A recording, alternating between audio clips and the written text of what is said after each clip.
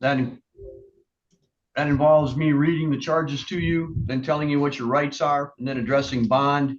I have with me on Zoom Mr. Brown as a defense attorney and Mr. Fortier from the prosecutor's office. The charge in the complaint against you reads as follows. It says, in honor about July the 10th of 2025 in Bagley Township of Otsego County, that you did commit the following two offenses. Count one is entitled breaking and entering a vehicle to steal property between $200 and $1,000. It says that you did enter or break into a Chevy Equinox, a motor vehicle, to steal or unlawfully remove property therefrom of a value of $200 or more, but less than $1,000, contrary to Michigan compiled law. That is a misdemeanor offense. It has a maximum penalty of 1 year and or $2,000 fine, or 3 times the value of the property stolen, whichever is greater. Do you understand the name of count one? It's a misdemeanor count, correct? That's correct. Do you understand the name of it to be breaking and entering a vehicle to steal property between $200 and $1,000? Okay. I just need to know if you understand that, sir. Not asking if you agree with it. Yes, I understand.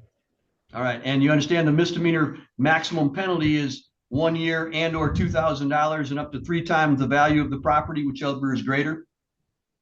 Yep.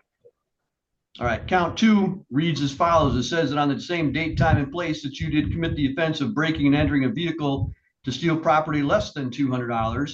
And that says that you did enter or break into a Ford F-150, a motor vehicle, to steal property or unlawfully remove property therefrom of a value less than $200.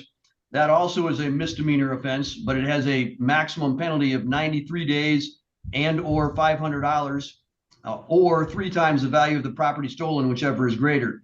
You understand the name of count two? Yes. You understand the maximum penalty for count two? Yes. All right. Right now you have certain rights as to those charges, and I want to make sure that you understand them so that you can make an informed decision in the future.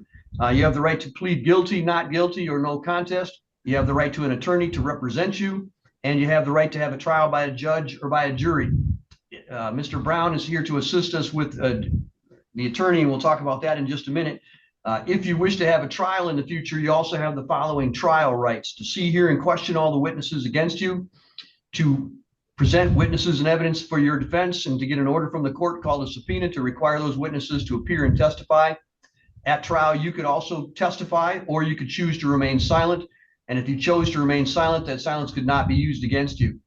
You'd also have the right to be presumed innocent until proven guilty beyond a reasonable doubt, and to have that burden of proof be on the prosecutor at all times.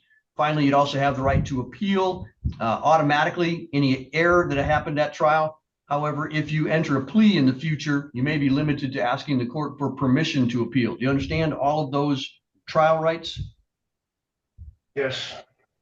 Do you have any questions about any of those trial rights? No. All right. Mr. Brown, have you had a chance to speak to Mr. Winter about his right to an attorney? Yes, Your Honor. He would qualify, and that information has been sent to Mr. Keel's office. Thank you. Mr. Winter, are you asking for court-appointed counsel?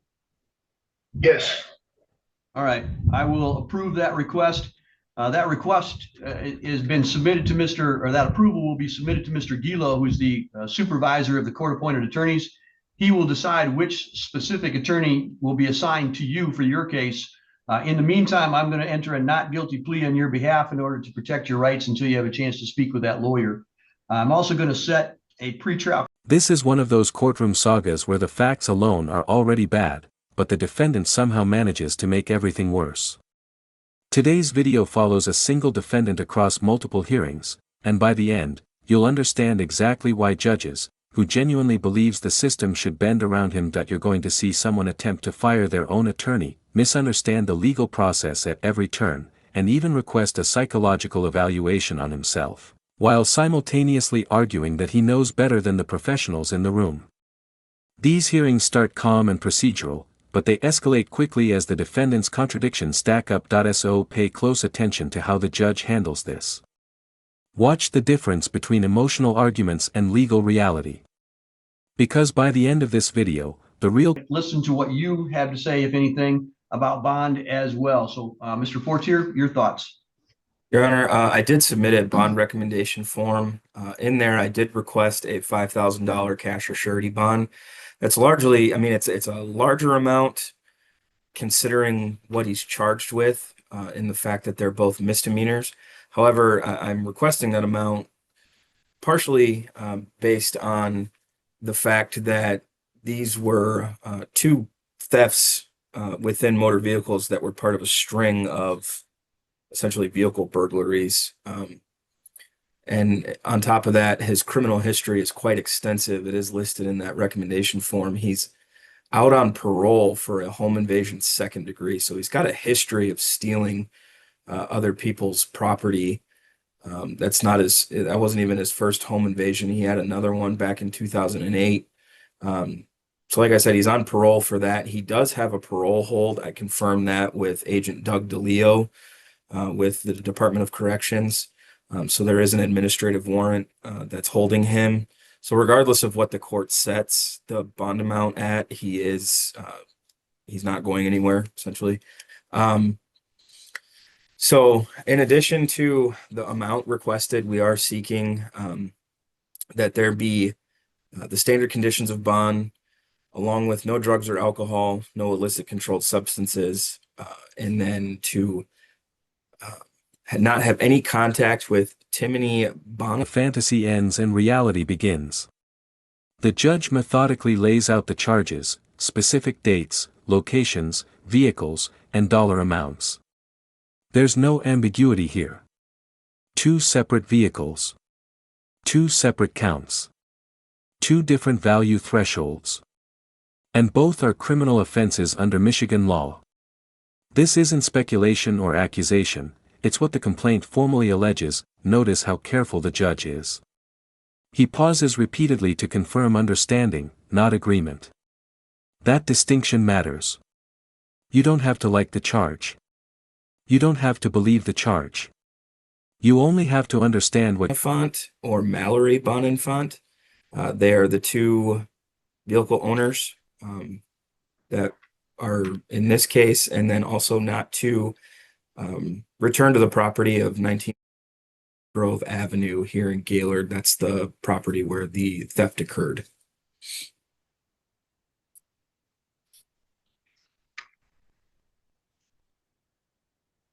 All right, Mr. Brown. Thank you, Your Honor. Mr. Winter is a lifelong resident of this county. He has ties to this community. I don't think he's going to go anywhere. Failure to appear is not really going to be an issue. It is my understanding he did, or possibly was arraigned yesterday on an FOC warrant. So I don't know if there's a significant bond in that matter as well. But as Mr. Fortier mentioned, he is on a parole hold. So bond is really not a huge issue, as he's not going to be able to bond out no matter what it is set at. But I would ask the court just to consider the charges. These are misdemeanor charges. Also, he did mention to me that he does have some mental health issues that he is taking medication for. I don't know what the jail's policy is or if he's getting those medications, but that is something that he requested, that he be provided any kind of medications that he needs. And then, again, I don't know who even has those medications. Thank you. Those medications are here at the jail now, Your Honor. Thank you for letting me know that. I appreciate it. Mr. Winter, you also have the right to speak to me about bond. However, I simply want to caution you not to make any statements about the underlying facts of this case, because we are recording this proceeding and I don't want it to be used against you in the future. Is there anything else? This is one of the most important moments in any criminal case, even if it sounds routine. The judge is spelling out the defendant's constitutional rights, slowly, clearly, and on the record. The right to an attorney. The right to a trial. The right to confront witnesses. The right to remain silent. The presumption of innocence. These aren't technicalities, they're the backbone of the justice system, and notice something critical: the burden of proof never shifts to the defendant. The judge explicitly states that the prosecutor carries that burden at all times. That, not a small detail, it's a fundamental safeguard. When defendants later claim they were railroaded or ignored, this is the moment courts point back to. Everything is explained. Everything is acknowledged. There was a friend of the court hearing, I believe either yesterday or the day before. My memory is that there was a bond set in the amount of $4,900 that he could be released upon payment of that. I do not know whether that has occurred yet or not. So No, I have assume. not been able to do that, Your Honor. I'm not going to be able to do that. All right, I appreciate that, Mr. Winter. Thank you.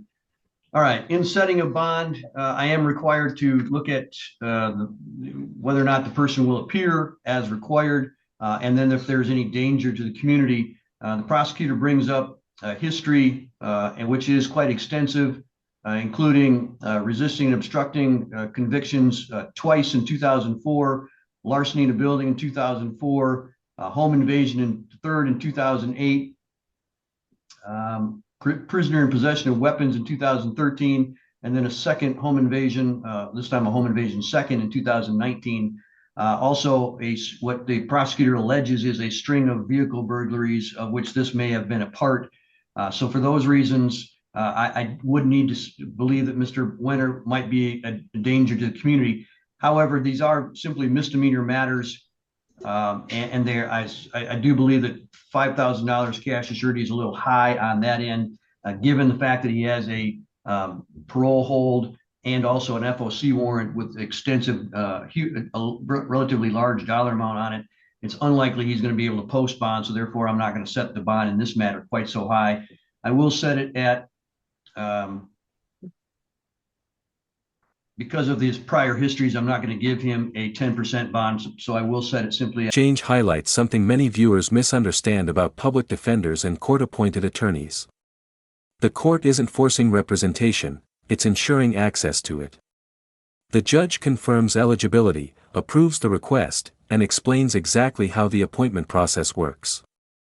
There's no secrecy here. No games. Importantly, the judge enters a not guilty plea on the defendant's behalf specifically to protect his rights until he's properly advised by counsel. That's not a setback, that's a safeguard.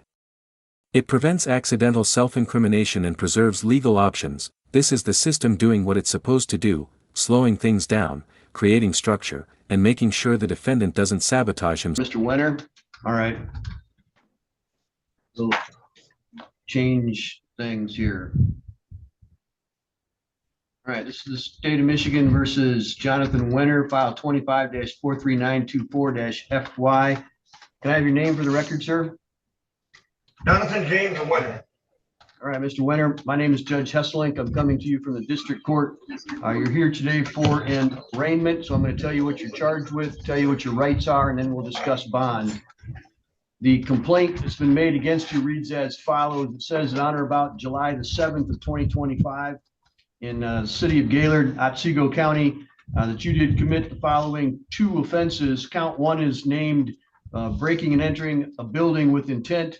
It reads that you did break and enter a storage shed located at 619 West Mitchell Street with the intent to commit the crime of larceny therein, contrary to the Michigan compiled laws. That is a felony offense. It has a maximum penalty of 10 years.